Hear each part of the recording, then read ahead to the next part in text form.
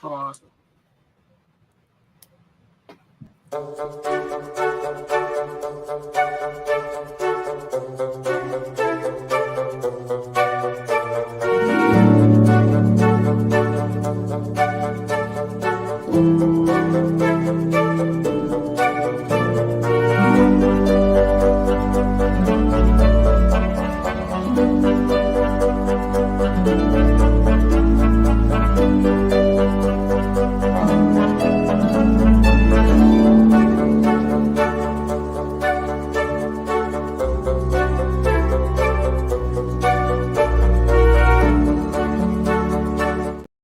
It is Wednesday, and you are watching Direct Line. Tonight's special guest is Ambassador James Gilmore, former governor of Virginia and former attorney general of the great state of Virginia. Welcome to our show, and tonight our hosts are Mark Unkelfer and Jeff Thornton. Take it away, guys. Well, thank you for returning, Ambassador. We've obviously, I think we can almost call this now a series of shows that we've had. Your insights have been extremely valuable on a variety of topics, but obviously up to now we have focused on Ukraine and the Russian invasion of Ukraine. But now we have another war to talk about, which is the basically the Hamas attack from Gaza in Israel. Just off the top of your head, what are your primary thoughts about all of this? Well, just to begin, look, the Israeli-Hamas war right now is all that anybody sees or is talking about, and that's probably correct, because the atrocities that were visited on innocent people are just terrible. The videos are terrible. The atrocities of attacks on children, beheadings, rapes, kidnapping. This is all terrible stuff. So there's nothing improper about putting that forward. My own view remains that in the big picture that the world is painting today, Ukraine remains the big game. The attack on Israel is a terrible thing. It violates the standards of all human decency and conduct. So that is very significant. But in the end, the United States' safety and security depends upon a Europe that remains friendly to the United States, an ally of the United States, someone who's on the same goals and page with the United States.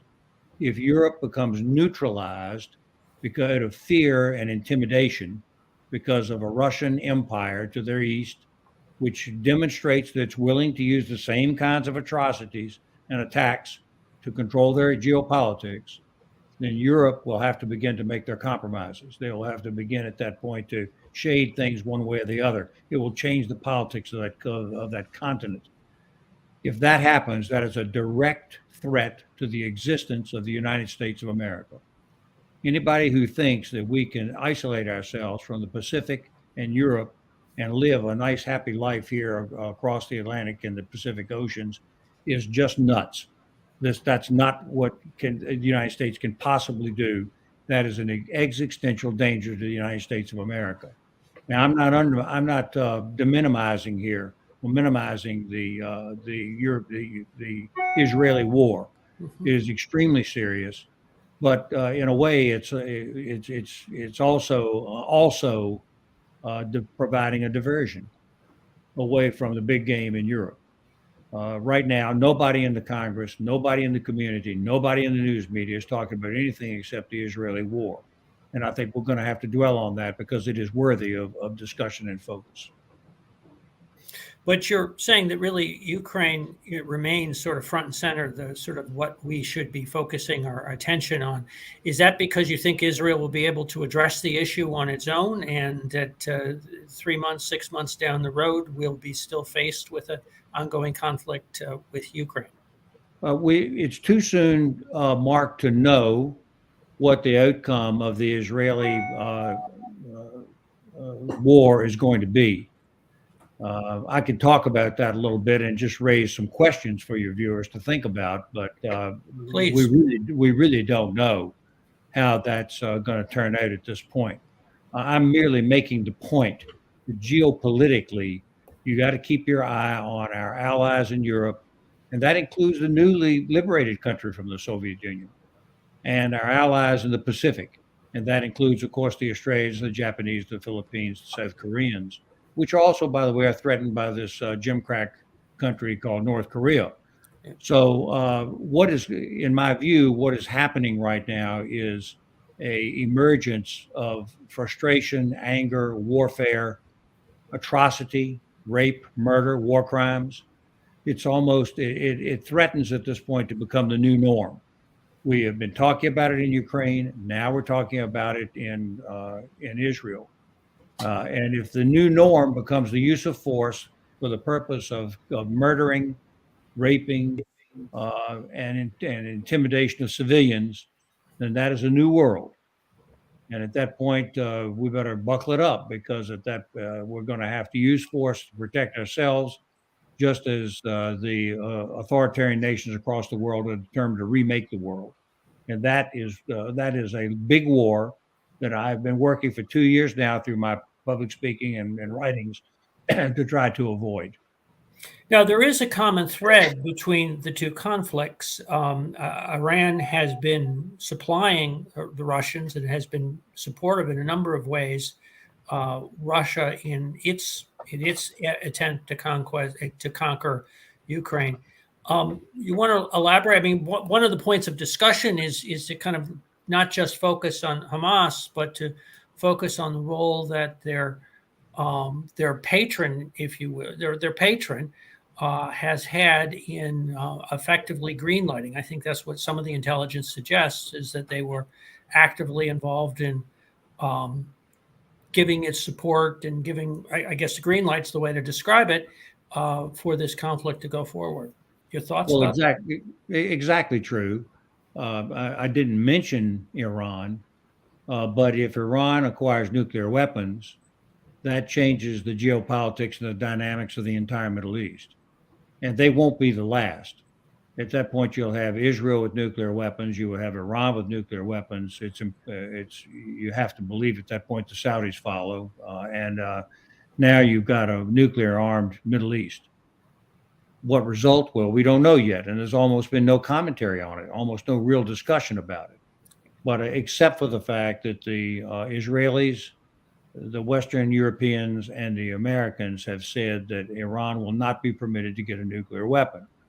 Well, you know what? They said that about North Korea too, and I remember that discussion. And Bill Clinton was president at the time, and they dithered and dithered because they were unwilling to use force. And as a result, North Korea now is a nuclear power and threatening all of its neighbors in the Pacific. Will Iran be permitted to get a nuclear weapon? Our presidents, all of them, Democrats and Republicans, have said no. The Israelis have said no. But let me point out something fairly obvious. What if the Ukrainians today say, well, we've seen the atrocities in Gaza, so we have to protect ourselves against a nuclear-powered Israel.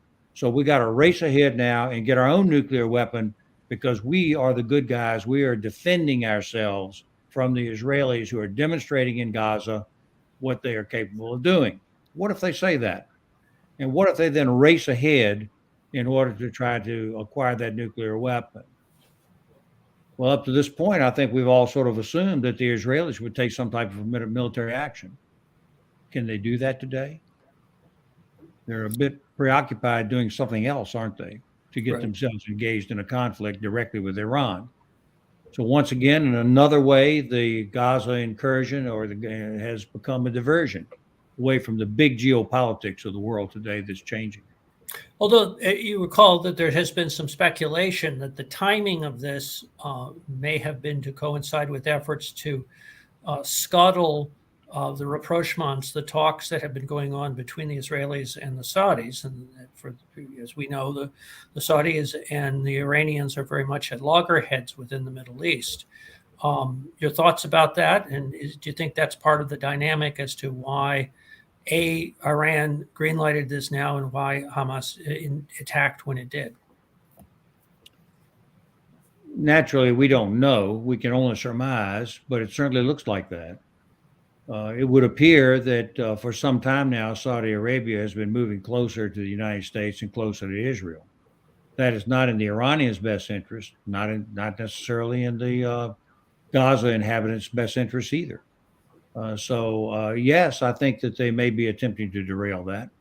The public community, which once again lives in a monarchy and an authoritarian country in Saudi Arabia, but it'd be good to know what the Saudi people are thinking about this. My bet is it ain't good.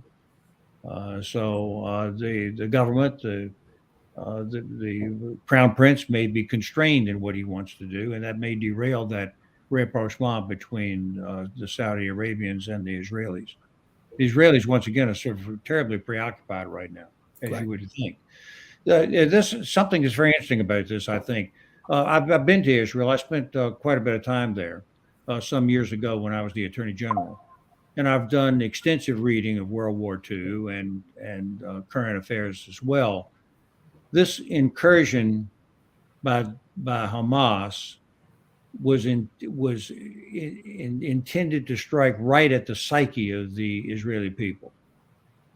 The Israeli people believe sincerely that they are under threat all the time. They remember Hitler like it was yesterday. They will tell you on every broadcast, you can turn it on tonight and look at it, and they'll say, we're never again going to allow another Holocaust like we saw in World War II. That's very much on their minds. So naturally, the Hamas incursion and invasion was intended to strike right at that belief and to make the Israelis more certain now than ever that there is a danger that there'll be another Holocaust. And therefore, they're going to react as violently and militarily as possible, which in itself is going to have implications. So, look, geopolitics, I mean, I had a chance to really deal with it when I was ambassador to OSCE. And I had a chance to talk to 56 other countries every week, officially on behalf of the United States and privately during private meetings all during the week. And I think I know what these people are thinking. And this is a dangerous moment in geopolitical history. And it isn't just in Europe, and it certainly isn't just in Israel. It's worldwide. We have talked previously about within the Ukraine about the reaction within the United States, and as we've talked about, there has, I think it's still a minority, but a vocal minority that has opposed the continued support for that.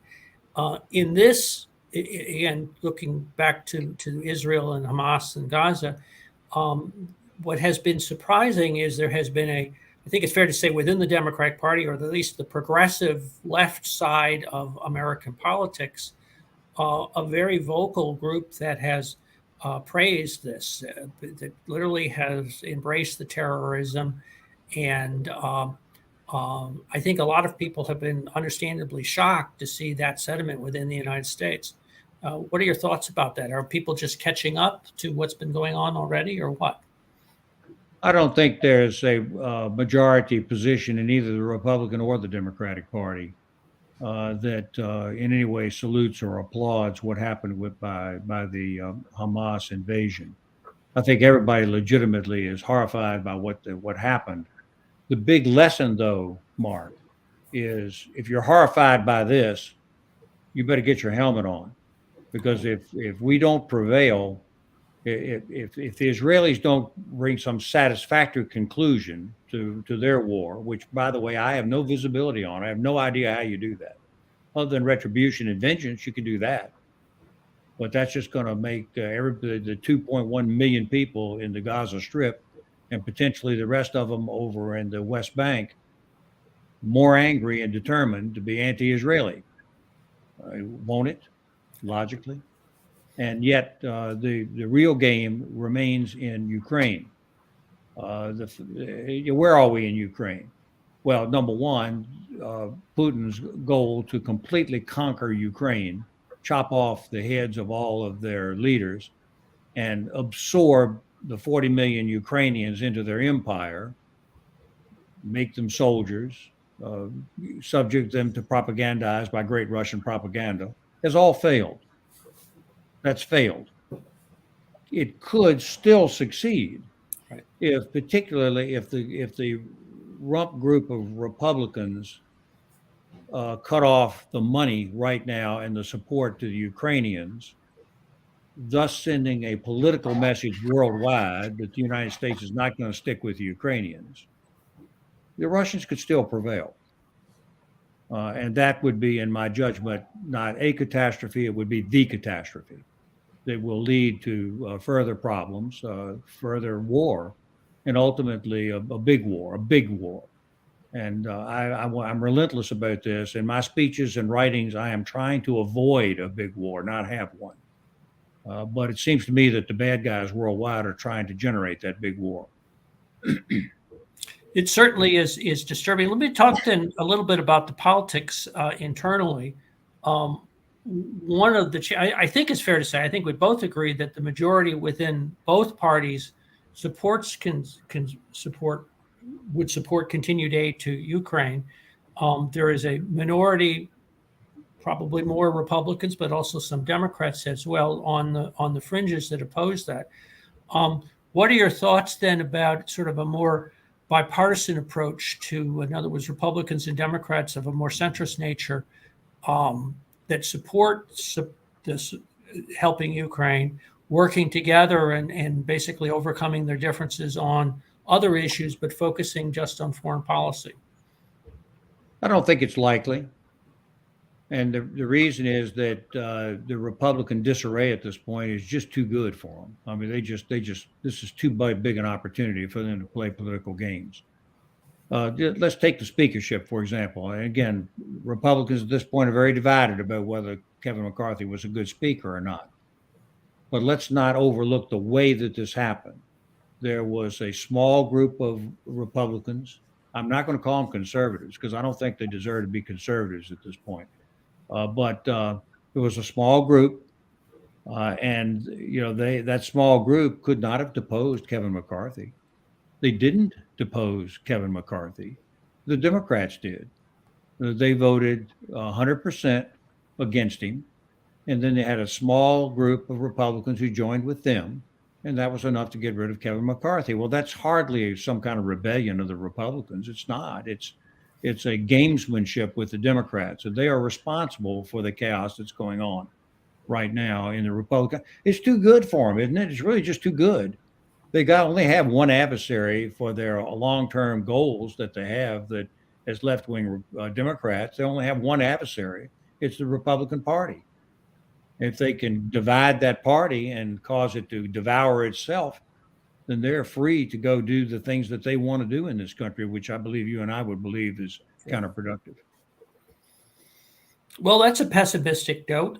Let's turn back to how do you think the war, the counteroffensive is going? We've only got a few more weeks, I guess, before winter comes. So far, opinion has been somewhat divided as to the progress which is being made. What's your assessment? Okay. Let me just also say that in the long run, actually, Mark, I'm actually quite optimistic. I think we're going to be okay in the long run if we don't mess up this Ukrainian issue. Mm-hmm. And again, I don't want to dismiss the Israeli-Hamas conflict. I recognize how serious this is and why it really matters. I understand that, and I've issued a statement in strong support of the Israelis. But geopolitically, you simply cannot escape from the fact that Europe on the international scale is the key, and that's why the Ukraine war is so key, and why it needs to be won now. How's it going? I'm not a military man. I don't have inside briefings, but I can read the same thing that most people do. Number one, the strategic objective of the Russians to completely conquer Ukraine has failed, and it cannot succeed. Furthermore, they keep firing missiles into Ukraine and blowing up buildings and killing civilians. Now, why they think that's a good idea is beyond me. It's not going to change the war. All it's going to do is give the Ukrainian people absolute resolve, which they already have, but this is going to strengthen it even more. And meanwhile, on the battlefield, all reports are that the Ukrainians are winning. There are people that don't want them to win who will say, no, they're not winning. This is a World War I frozen conflict. I think that literally when the Ukrainian winter comes, it probably is a frozen conflict. But in the end, what's really going on here is that the Ukrainians are advancing, and they just are. They're advancing. Putin is in a problem right now. I could discuss his political decisions and why I think he's in trouble and why he's wrong. But what's going on right now is that Russia at this point, virtually alone, is taking on the entire Western world. Right? Right. We can't possibly win that. It's not possible. The only thing he can do is exhaust the Ukrainians, who have a much smaller population, but I don't think he's going to be able to do that. So the Ukrainians are more resolved than I've ever seen them, and I think they're going to stick with it, and they're winning. They're winning strategically because they can't be conquered, and they're winning tactically because they're advancing on the battlefield. The Russians can stick with us a long time, but remember that what you're seeing right now is the Russian defenses, the trenches, the defenses that they've put up. They're hiding behind rivers, and they're trying to make this a long, prolonged conflict so that the Ukrainians will quit. That it means they're on the defensive. And I don't think they go on the offensive unless the Republicans give them the war. If the Republicans turn around and give them the war by cutting off the Ukrainian support, then at that point, the Russians have a new lease on life. But as of right now, I think that the Russians are losing, both strategically and tactically. So, let's just hope that this rump group of Republicans don't, lose their minds. And what do they say? They say all kinds of crazy arguments. They say, well, we can't send Ukraine money because we should be sending it to the border. Well, that's just crazy. We should be sending money to the border, right? Right. But it's irrational to then say that you can't spend other money on national defense. We spend money on national defense all the time. And nobody complains about it. The investment that's being made in Ukraine right now is quite minimal compared to the big stakes that are up on the table. They say we just don't have the money anymore. Well, we better get it because we're in a global war right now, and we better be prepared to do what we have to do. Almost all the arguments that are made against Ukrainian, here's another one. They say, well, the Ukrainians are corrupt, and so we shouldn't be sending our taxpayers' money there to be stolen by the Ukrainians. That's another argument. There's zero facts to support that. I don't think anybody, including me, is prepared to issue a certification that the Ukrainians are any better than anybody else. I'm not prepared to say that. But the fact is that the Defense Department is watching all this money and doing their accounting. And if anybody's stealing any money, it's going to be found out. And the main thing is, are we sending money to allow the Ukrainians to not only defend themselves but to recapture their territory? Right. And we are. And that's what we have to keep doing, no matter what all these fake arguments are. And by the way, Mark, one more thing. These fake arguments and this resistance to the Ukrainian initiatives are so disingenuous that I wonder about the motives of people making it. Are they really so uninformed? Are they really kind of nutty?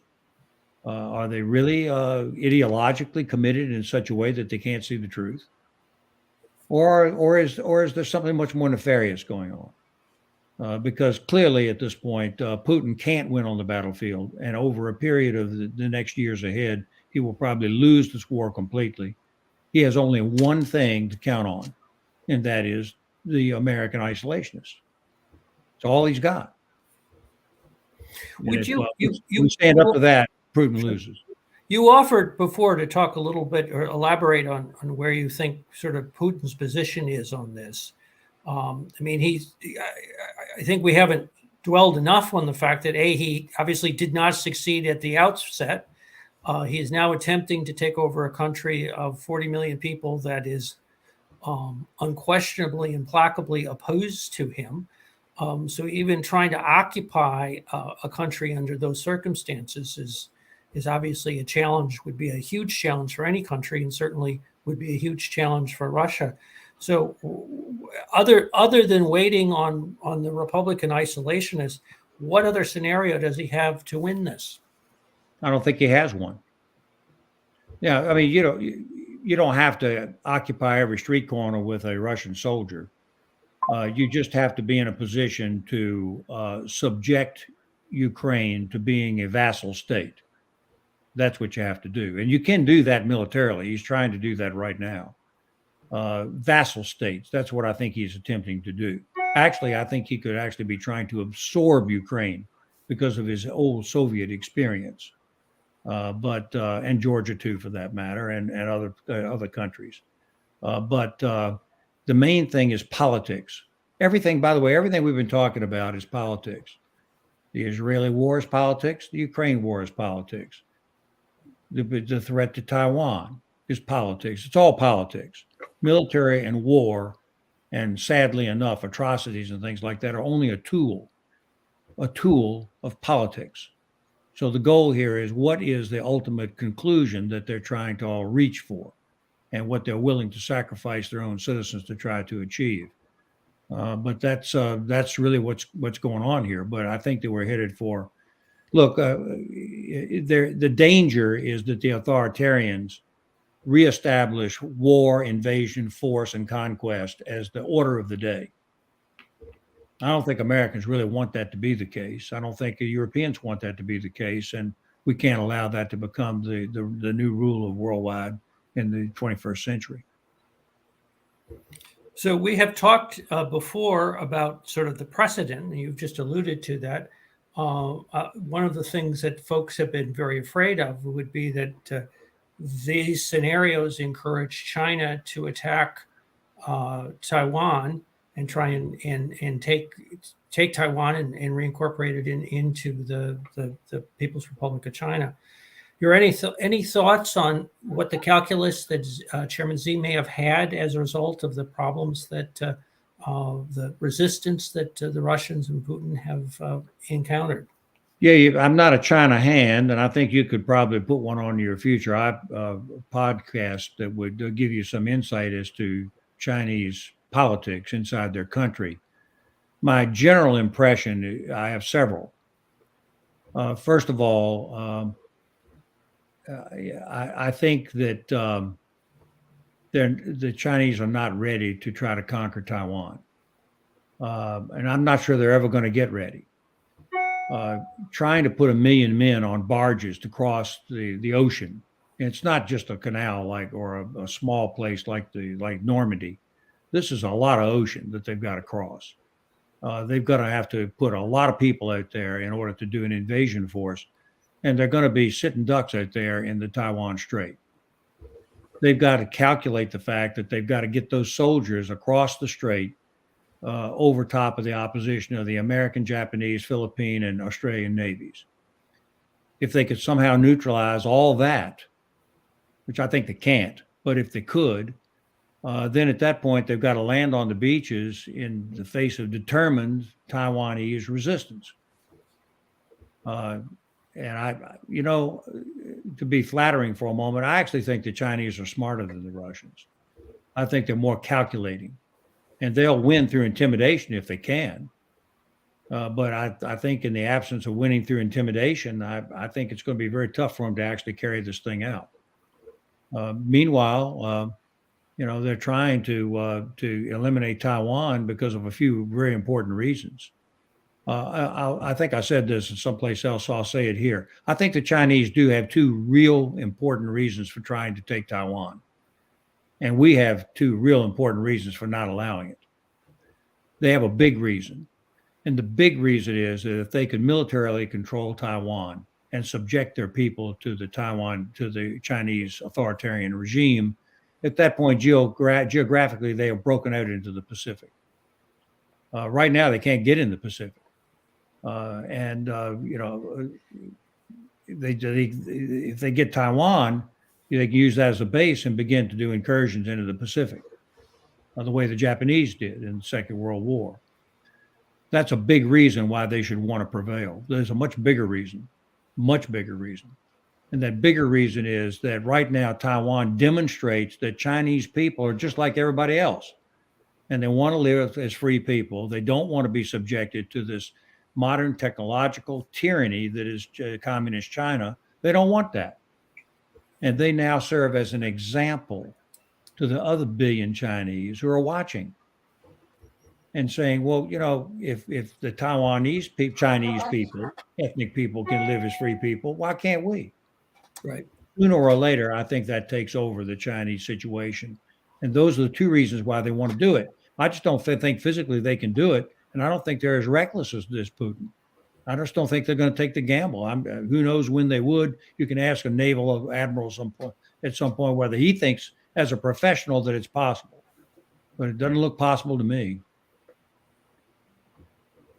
It's interesting to go back to Ukraine and the expectation at the time. We sort of forget about it now because obviously the war has continued now for, I guess it's about 18 months or so, a little bit more than that. But at the time, I think American intelligence, let's just say intelligence in general, including American intelligence, expectation was that Ukraine would not survive very long. I think at the time you were a little bit more optimistic, and I'll give you credit for that, but that was certainly not the conventional wisdom at the time. Has Ukraine's ability to fight back perhaps changed that calculus, that perhaps defense is perhaps stronger than we realized, back in February of last year? Well, the dynamic is that we are backing them. We're backing them materially. We are the biggest supplier of weapons to them. Right. And we're the biggest supplier of morale, of the principle that everybody sees that we're behind them. That's why this Republican rump group are so dangerous. When they send the message that we're really not behind them, and they have all these fake arguments as to why we shouldn't send the support, that's so very dangerous in this situation. Because right now, American support is something that's both material and moral. And by the way, that enabled all the rest of the NATO countries to follow right along our leadership. And they're doing a lot. More money has gone into the Ukraine war from the Europeans than has from the Americans. It's another myth. Very frequently, the anti-Ukraine people in the United States say, well, we're carrying all the load here. That's just not true. You can look at the Kiel Institute for Foreign Policy. You can look that up on the webpage. And they have a Ukraine tracker there of all the money. And they are pointing out that the Europeans are putting in more money than we are. Now, not all of it's tanks and missiles. But there's another fundamental truth, and that is in the 21st century, you have something called hybrid warfare, which means that you don't just fight on the battlefield. You fight on the oceans. You fight the economy, which is why they're trying to cut off the exports through the Black Sea. And they're trying to fight with psychological warfare. And that's a big deal. That's probably the biggest deal because that's what influences the American mind the most. If you'll bear with me for a minute, because I think I'm giving short shrift to the Israeli war, and I don't mean to do that. But my experience is that when I was ambassador in Vienna and talking to all these countries, I learned a lot of things. I learned that the Ukrainians are a real country. I learned that they showed up every week at the OSCE and presented the case for their country. I went to Kyiv after I left the ambassadorship, and I visited with all those people over there, and they are very resolute, and they implied that they stated to me, we are not Russians. We're not ethnically Russians. We don't speak the same language exactly. We are different, and we don't want to be a part of a Russian authoritarian empire. I'll tell you one more thing, and I'll let you move on to any other topic that you want to. But one thing that is very interesting is that the Ukrainians are so determined to be separate and to reacquire their sovereign territory. When I was at OSCE, the Russians had annexed Crimea, and a lot of people thought that was A-OK. except the Ukrainians and except the Americans. We never, ever agreed that that conquest was legitimate. Never. But it was a done deal, Mark and Jeff. Nobody was talking about it. Nobody had any inkling that the West was ever going to reacquire Crimea, that Ukraine was ever going to reacquire Crimea. There was no thought of it at all. We were all focused on Luhansk and Donetsk and the eastern provinces over there. But, Crimea was a done deal. Right. When Putin invaded, he reopened the Crimea issue. And now the Ukrainians are saying, well, if we're going to fight a war, we may as well get everything back that's ours. And now the Crimea is once again an issue that Putin had in his basket. That's another reason why Putin, because of his anxiousness to reacquire the Russian Empire, made a mistake by this invasion. And I think he thought the Americans would be too weak to continue to support the Ukrainians. Let's just hope that these crazy Republican rump group don't come true for him. Now, you touch on kind of a key issue. Is there has been some question of whether or not the West, and particularly the United States, has been as supportive of Ukrainian efforts to take Crimea, that perhaps that was overreaching overreaching or something that really couldn't be obtained. And the other view to that was that by putting Crimea into question, it changed the dynamic of the war by basically giving higher consequences to Putin. So let me start with, have we been as supportive of, to your knowledge, of Ukrainian efforts to take back the Crimea? No. I think I understood why President Biden was so reticent at the beginning. We didn't understand what the rules of this new game were. We've never been in a conflict with a nuclear power before, a war with a nuclear power. We don't know what the rules are.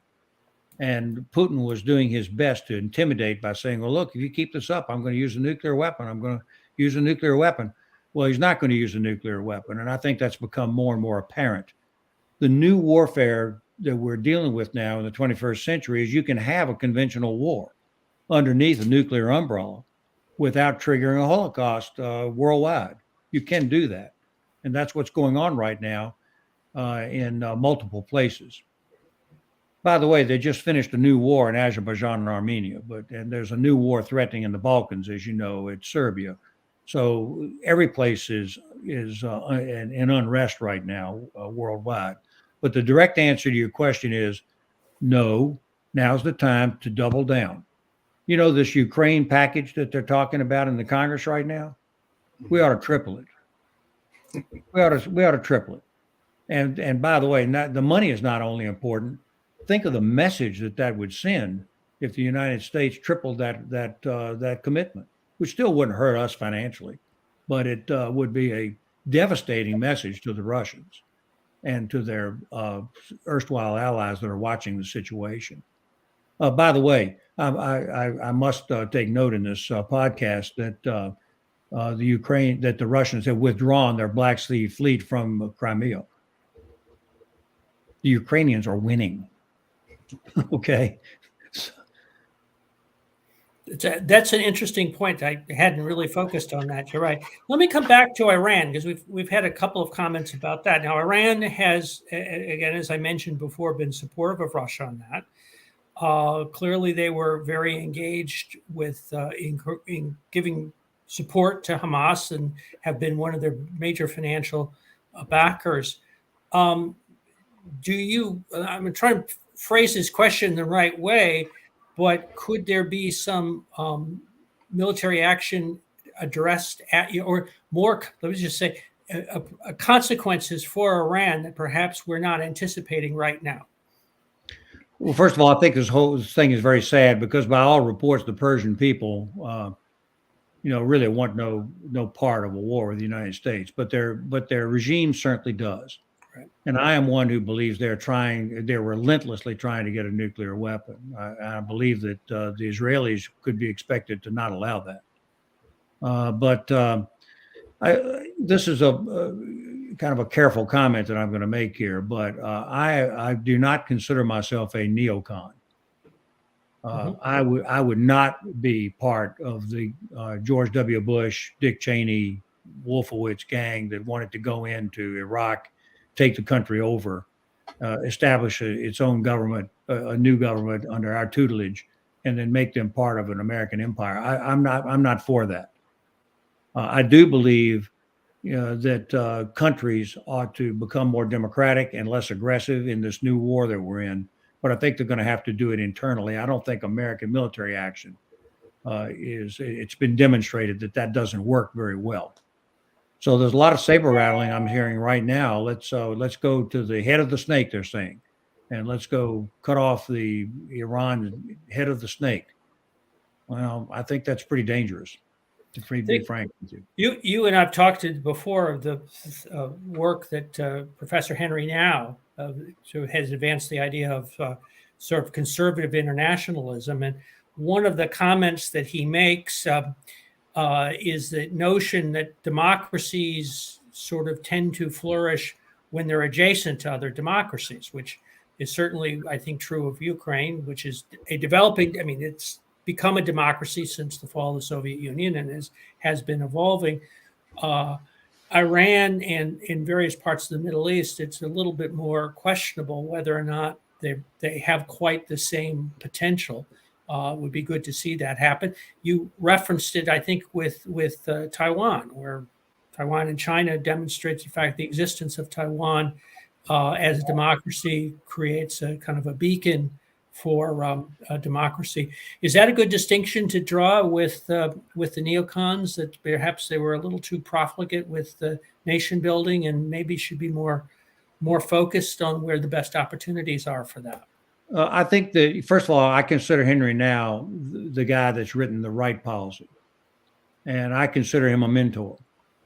And I believe conservative internationalism is the correct way that American policy ought to be developed right now.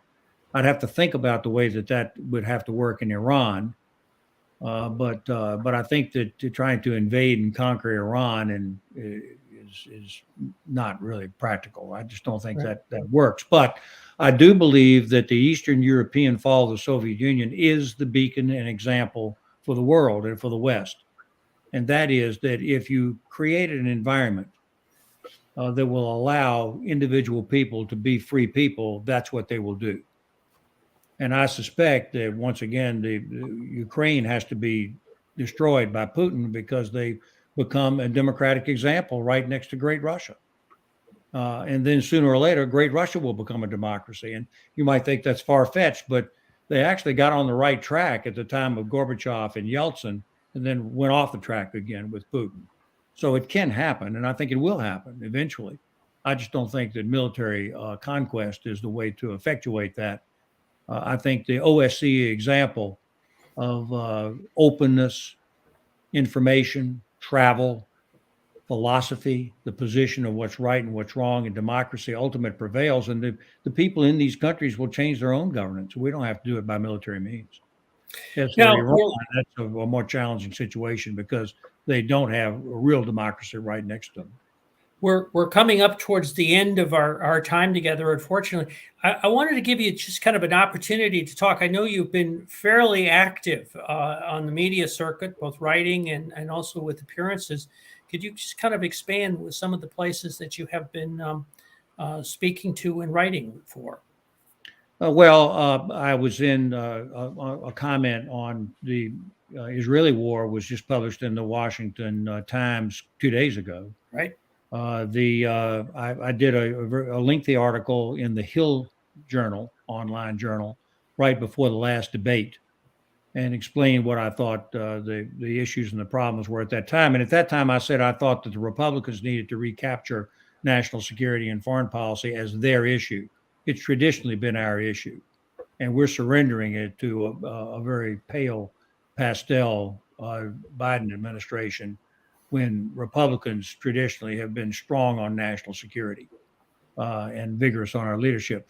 But I've been on radio in Phoenix, Arizona, in Wisconsin, in New York and New Jersey, and in Iowa. And those are the radio appearances that I've made. And I believe that there will be more. I think I just was booked on C-SPAN for this coming Sunday, I believe, or in the immediate future.